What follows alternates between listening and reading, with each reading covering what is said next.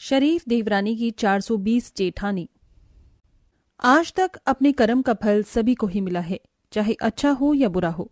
उस चीज से कोई बच नहीं पाता और 420 करने वाले लोग भी कहाँ बच पाते हैं। वो कहते हैं एक दिन उनका भी हिसाब होता है। कुछ ऐसा ही सुरेखा के साथ था। वो बहुत मासूम और सुलझे स्वभाव की थी। कुछ दिन पहले ही उसकी शादी हुई थी, लेकिन जेठानी संजना ने उसके साथ चालाकी करना शुरू कर दिया था, जिससे उसे पहली बार अपनी सास से डांट पड़ती है। सुरेखा बहू, मैंने तुझे कहा था ना कि मेरे लिए मूंग की दाल का हलवा बना दे घी डालकर। तूने बनाया क्यों नहीं? सच बोल रही हूँ मैं। मूंग की दाल का हलवा ये कटोरा भरकर बनाया था। आधे घंटे पहले की बात है। पता नहीं अब वो कहाँ गया। अच्छा, जमीन खा गई या आसमान निकल गया? मुझसे मत बोल। संजना, तू तो यही थी ना? तूने खा लिया है। तूने खाया है तो बता दे। ना ना ना, अब ना माँ जी, मैं क्यों खाऊंगी? मैं तो मूंग की दाल की बनी हुई दाल नहीं खाती, हलवा कहाँ से खाऊंगी? मुझे तो लगता है बनाते बनाते देवरानी ही खा गई है। वैसे भी जब आपने कल बोला था तो कह रही थी, हाँ माँ जी मुझे भी पसंद है, मैं बना दूंगी। मुझे पसंद है दीदी, पर सच में मैं क्यों खाऊंगी? ये तो माँ जी ने बनवाया था ना। झूठ मत बोल। कब से मेरा मन था और तूने ऐसे कर दिया। मुझे तुझसे ये उम्मीद नहीं थी छोटी बहू। मोहिनी टेबल से उठकर कमरे में चली जाती है। सुरेखा भी रोते हुए कमरे में चली जाती है। वहीं खड़ी खड़ी संजना मुस्कुरा रही थी। अरे वाह, मजा आ गया। क्या डांट पड़वाई है मैंने अपनी देवरानी को। दरअसल वो हलवा तो मैं खा चुकी हूँ। अरे वाह, मेरा मूंग की दाल का हलवा तो बहुत अच्छा बना है। इसकी खुशबू और रंग दोनों चीज परफेक्ट हैं। माँ जी खाएंगी तो तारीफ करेंगी। ओहो, देवरानी जी ने इतना अच्छा मूंग की दाल का हलवा बनाया है कि खुशबू मुझे यहाँ तक आ रही है। अभी इसे तो मैं खाकर रहूंगी। संजना सुरेखा के जाते ही रसोई में मूंग की दाल का हलवा एक तो बार टेस्ट करती है और फिर धीरे धीरे सारा खा जाती है। बाप रे बाप, ये हलवा तो मैंने सारा चट कर दिया। अब माँ जी क्या खाएंगी? कोई नहीं, मैं अपनी 420 की तरकीब लगाती हूँ, जो मैं पहले स्कूल कॉलेज में किया करती थी। इतना सारा हलवा खाने के बाद अब कुछ तीखा खाने का मन कर रहा है। जरा नमकीन खा लेती हूँ। वैसे वो नमकीन माँ जी ने मेहमानों के लिए रखवाई है, पर मुझे की फर्क पैंदा है। संजना छुपकर रसोई में रखी हुई मेहमान वाली नमकीन खा लेती है। दिन गुजरते हैं, उसका जब मन करता है तब वो नमकीन निकाल कर खा लेती है। एक दिन संजना के पति के ऑफिस के दोस्त आते हैं। मोहिनी सुरेखा को चाय नाश्ता लाने को कहती है। इतने में संजना एक्टिंग करते हुए सास को रसोई में लाती है। बहू, ऐसी कौन सी बात है जो तू वहां नहीं कर सकती थी, मुझे रसोई में लाई है? माँ जी, यहाँ पर तो मेहमान वाली नमकीन बिल्कुल भी नहीं है। देखिए, एक तो चम्मच जितनी है। अब क्या मैं ये रखूं उनके दोस्तों के सामने? पता नहीं कौन खा गया। हे भगवान, मैं 5 किलो का नमकीन का पैकेट लाई थी। कौन खा गया? अभी तो हमारे घर में कोई मेहमान भी नहीं आया जो निकली हो। सच सच बताओ, तुम दोनों बहू में से किसने खाई है? माँ जी, मैं तो बिल्कुल नहीं खा सकती। मुझे पता है ये मेहमान वाली नमकीन है। शायद देवरानी जी ने ये खा ली होगी चाय नाश्ते में सुबह शाम। वो नहीं है ना, उन्हें कुछ पता नहीं है इस घर के नियम वगैरह। सुरेखा बहू, तुझे नमकीन खानी ही थी तो एक बार पूछ लेती। ये भैंस की तरह ढकोसने की क्या जरूरत थी? माँ जी, मैं इतनी सारी नमकीन नहीं खा सकती हूँ। हाँ तो हम तुम्हारे कौन सा कह रहे हैं कि एक बार में खाली है? धीरे धीरे रोज खा रही होंगी। माँ जी, मैं पकौड़े बना देती हूँ। वो बेचारे अपने दोस्त के साथ बाहर बैठे हैं। हाँ बहू, और तू खाने पीने के मामले में ऐसे मत किया कर, नाक कटवाने वाली चीजें। मैंने कुछ नहीं किया माँ जी, मैंने उस दिन भी कुछ नहीं किया था। पता नहीं ये सब क्यों हो रहा है, कौन कर रहा है? फिर 420 जेठानी अपनी शरीफ देवरानी को फंसाकर मन ही मन बहुत खुश होती है और चाय पकौड़े बनाकर मेहमानों को परोसती है। वक्त गुजरता है। संजना की 420 करना छूट नहीं रही थी। एक दिन सास अपनी साड़ी लाई थी जो कि संजना को बहुत पसंद आती है। वो छुपकर साड़ी ट्राई करती है पर उससे वो फट जाती है। ओह नो, अब क्या होगा? ये साड़ी मुझे इतनी पसंद आई है और माँ जी ने अगर फटी हुई देख ली तो वो मेरे को इस साड़ी की तरफ फाड़ देंगी। वक्त आ गया है, अब अपनी 420 दोबारा दिखाऊं। जल्दी से टेबल पर ही रख देती हूँ। संजना कपड़े चेंज करके वापस साड़ी को पैक करके टेबल पर रख देती है और पोंछा लगाने की एक्टिंग करती है। तभी सुरेखा वहां से गुजरती है। अरे सुरेखा, जरा रुकना, माँ जी एक साड़ी लाई है, मुझसे सब्र नहीं हो रहा, तुम जरा खोल कर दिखाओ ना, उसका डिजाइन कैसा है। माँ जी अंदर है। ठीक है दीदी, तो देखो माँ जी अपने लिए साड़ी कैसी लाई है। सुरेखा साड़ी खोलती है। इतने में सास अंदर आती है और संजना पोछा लगाने की एक्टिंग करती है। अरे बहू, मेरी साड़ी खोलकर क्या कर रही है? मेरे आने का सब्र नहीं कर सकती थी। माँ जी वो दीदी। हाय रब्बा माँ जी, आपकी इतनी सुंदर साड़ी है और आप फटी हुई लेकर आई हो। देखना कोने से खराब है बिल्कुल। अरे हाँ माँ जी, ये फटी हुई कैसी है ये? हाय रब्बा, मेरी 10,000 की साड़ी है, ये फट कैसे गई? सुरेखा बहू, तूने इसे निकाला है ना बॉक्स में से? तूने फाड़ दिया? तेरे को अकल वगैरह है कि नहीं? सुरेखा अगर तुम्हें साड़ी देखनी थी तो आराम से देखती, इतनी हड़बड़ाहट में क्यों कर दिया? अब हो गया ना नुकसान। मैंने ऐसा कुछ नहीं किया दीदी। चली जा मेरी नजरों के सामने से। आजकल तू बहुत काम खराब करने लग गई है। जाकर सारे कपड़े धो, निकम्मी निखट्टू कहीं की। सुरेखा आंखों में आंसू लिए वहां से कपड़े धोने चली जाती है कि उसका पति पवन उसके पास आता है। क्या बात है सुरेखा, तुम रो क्यों रही हो? माँ की बात से परेशान हो? मैं जानता हूँ तुमने कुछ नहीं किया, भूल जाओ जो हुआ। मैंने कुछ नहीं किया जी, फिर भी। शांत शांत जान। अच्छा, मैं दोस्त के साथ बाहर जा रहा हूँ। जी। सुरेखा कपड़े धोने के बाद रसोई से गुजरती है तो हंसती हुई जेठानी की आवाज सुनती है, जहां वो बड़ी खुशी से अपनी चालाकियों का जिक्र कर रही थी। ये सब सुरेखा सुन लेती है। अच्छा, तो दीदी आपने मुझे फंसाया है। अब मैं घरवालों के सामने आपका पर्दाफाश करके ही रहूंगी। मेरे पास एक तरकीब है। सुरेखा जेठ और सास को जाकर सब कुछ बताती है, जिससे वो उसकी मदद के लिए राजी हो जाते हैं। शाम को नीलेश 1 लाख रुपए से भरी अटैची मोहिनी को देता है। वहीं संजना भी थी। माँ, ये 1 लाख रुपए हैं, इसे संभाल के रखना। काम के पैसे हैं, कल लूंगा। ठीक है बेटा। कुछ देर बाद सुरेखा जानबूझकर जेठानी के कमरे के बाहर फोन पर कहती है, क्या यार वो लोग पैसों को डबल कर देते हैं? ये फ्रॉड तो नहीं है ना? अच्छा, तेरे भी 3 लाख को 6 लाख कर दिया और अब तो घूमने जा रही है। मैं भी करूंगी यार। एड्रेस क्या था? शनि बाजार, सामने जो बिल्डिंग है वहीं पर। ठीक है, ओके बाय। ये देवरानी जी क्या बात कर रही थी? अगर ये सच है तो मैं अपने जानू के 1 लाख को 2 लाख कर देती हूँ, फिर वो 1 लाख से मैं ढेर सारी शॉपिंग करूंगी। ये ठीक रहेगा। फंस गई अब मुर्गी। शाम को सास कमरे में सो रही थी, तभी संजना उसकी अलमारी से अटैची को निकालकर ले जा रही थी। माँ जी सो रही हैं, इतने में मैं पैसे निकाल कर ले जाती हूँ। जब डबल हो जाएंगे तो ये 1 लाख वापस रख दूंगी।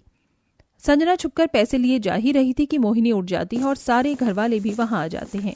संजना बहू, तू मेरे बेटे के पैसे चुराकर कहाँ जा रही है? तुझे शर्म नहीं आती चोरी करते हुए? माँ जी आप अब तो सो रही थी फिर। वैसे संजना, तुम मेरे पैसे लेकर क्यों भाग रही थी? पैसे डबल करने के लिए? हाँ भाई साहब, दीदी 1 लाख के 2 लाख करने जा रही थी। तो तुम झूठ क्यों बोल रही हो? झूठ तो तू बोल रही है संजना, तुझे शर्म नहीं आती? तूने मेरी भोली भाली नई बहू पर इतना इल्जाम लगाया, उसे गलत ठहराया मेरे सामने। कितनी बार मैंने उसे डांटा और तू अपनी 420 करने से बाज नहीं आई। मन में इतना लालच आ गया कि तू 1 के 2 लाख करने चली थी, वो भी चोरी करके। क्यों? वो नमकीन हलवा तू खाती थी और इल्जाम छोटी बहू पर लगाती थी। ऐसे 420 करने वाले लोग मुझे अपने घर में नहीं चाहिए, इसीलिए बैग उठाकर चली जा यहाँ से। नहीं माँ जी, माफ कर दीजिए, मुझसे बहुत बड़ी गलती हो गई। अब मैं ऐसी 420 चालाकियां कभी नहीं करूंगी। देवरानी जी माफ कर दीजिए, मुझे घर से नहीं जाना, प्लीज माँ जी। संजना को अपनी 420 करने का नतीजा मिल जाता है। देवरानी भी उससे पछतावे को देख गले से लगा लेती है।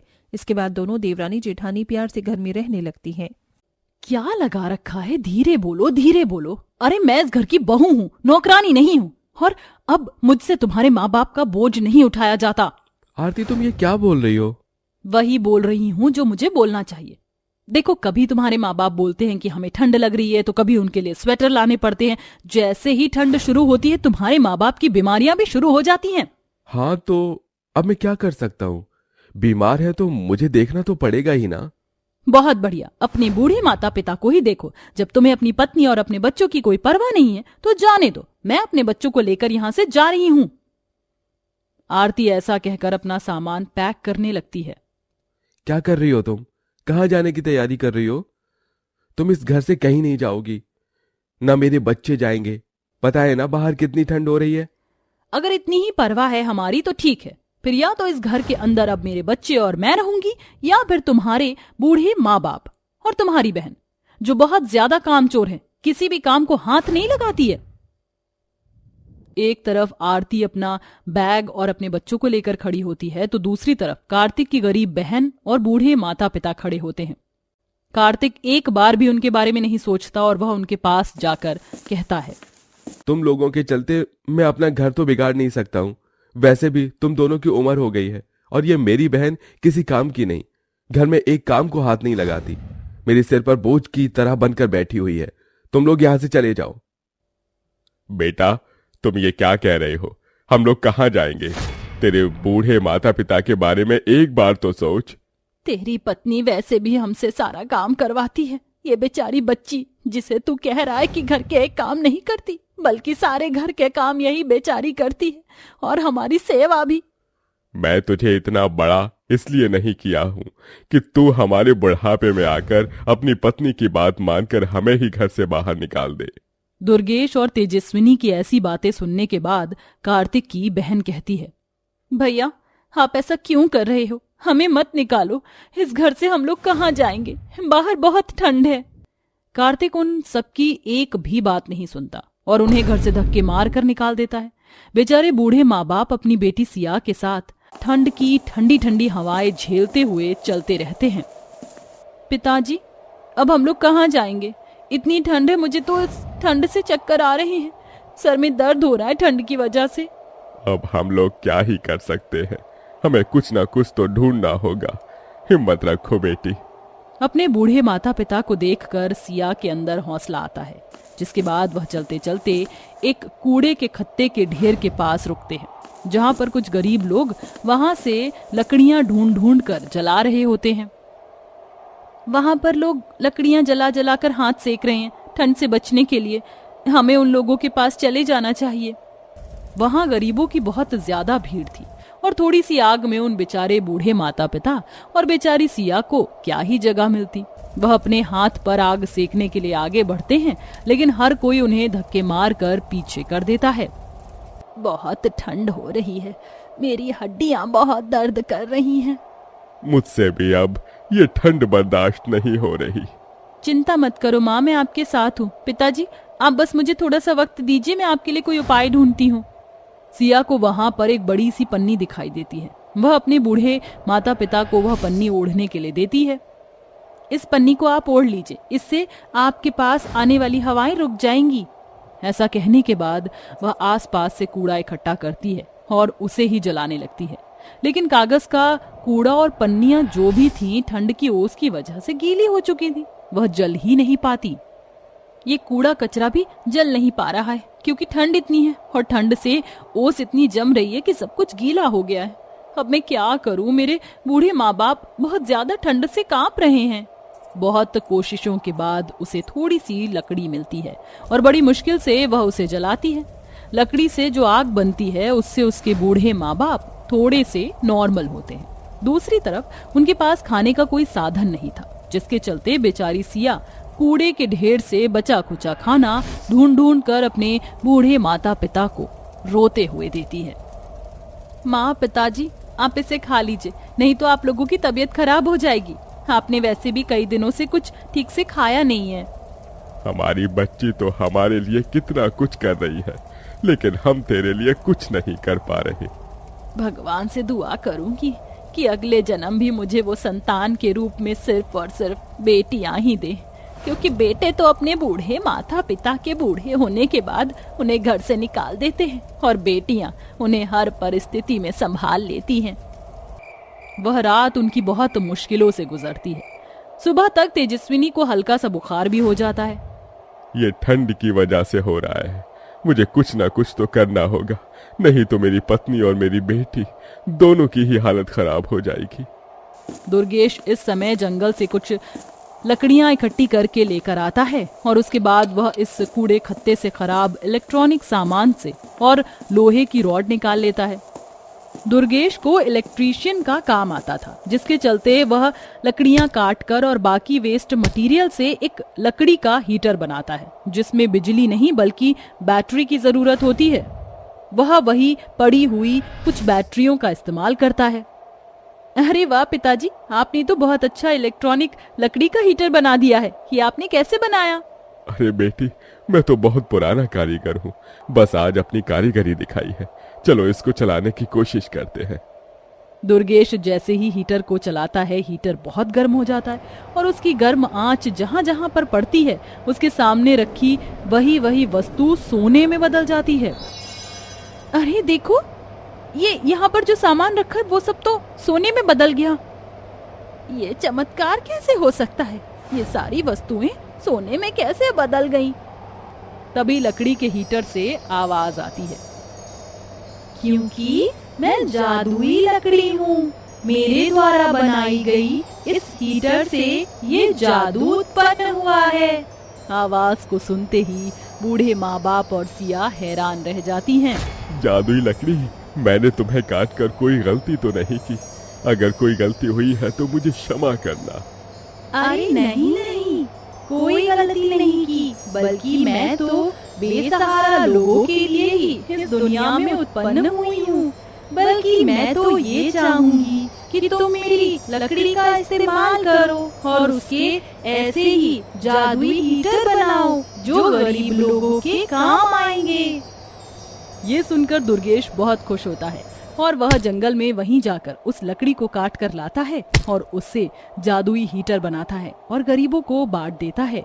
जादुई हीटर की वजह से कई गरीबों की गरीबी मिट जाती है और अब दुर्गेश और उसकी पत्नी बेटी की किस्मत भी बदल जाती है। सारा कूड़ा कचरा इस हीटर के सामने रख देता हूँ। जैसे ही इसको जलाऊंगा, ये सारा सामान सोने में बदल जाएगा। दुर्गेश जैसे ही हीटर को जलाता है, उस हीटर की आंच निकलते ही जहां जहां आंच की रोशनी पड़ती है, वो सभी वस्तु सोने में बदल जाती है। दुर्गेश और सिया दोनों मिलकर उन वस्तुओं को सुनार की दुकान पर बेच देते हैं और उससे पैसे लेकर अपने लिए घर और अपने रहने की सभी सुविधा खरीदते हैं। हीटर के चलते उनके सारे हालात सुधर जाते हैं और जब इस बात का पता आरती को पड़ता है, वह अपने पति और बच्चों के साथ अपने बूढ़े सास ससुर के घर पहुंच जाती है और उनसे माफी मांगती है। माफ कर दीजिए माँ जी, हमसे गलती हो गई, हमें ऐसा नहीं करना चाहिए था। अब हम भी तो आपके बच्चे ही हैं, आप हमें माफ नहीं करोगी? पिताजी, हमें माफ कर दीजिए, हमें ऐसा नहीं करना चाहिए था। चलिए वापस घर चलिए। घर? और किसके घर? अरे वो घर जिस घर से हमें धक्के मारकर तुम लोगों ने निकाल दिया था। तुम कितने मतलबी हो। जैसे ही पता चला कि बाप के हालात ठीक हो गए हैं तो यहाँ भी अपने बाप को लूटने आ गए। जाओ, चले जाओ यहाँ से और दोबारा मुंह उठाकर इस घर की तरफ कभी मत देखना। दुर्गेश के ऐसा कहने पर उसका बेटा बहू वहां से चले जाते हैं, जिसके बाद दुर्गेश इसी प्रकार जादुई लकड़ी की मदद से लोगों को हीटर बनाकर देता रहता है और अपने पास बने हुए जादुई हीटर की मदद से वह बहुत जल्द अपनी सियानी बेटी सिया की शादी एक अच्छे घर में कर देता है, जिसके बाद वह अपनी बूढ़ी पत्नी के साथ खुशी खुशी रहने लगता है।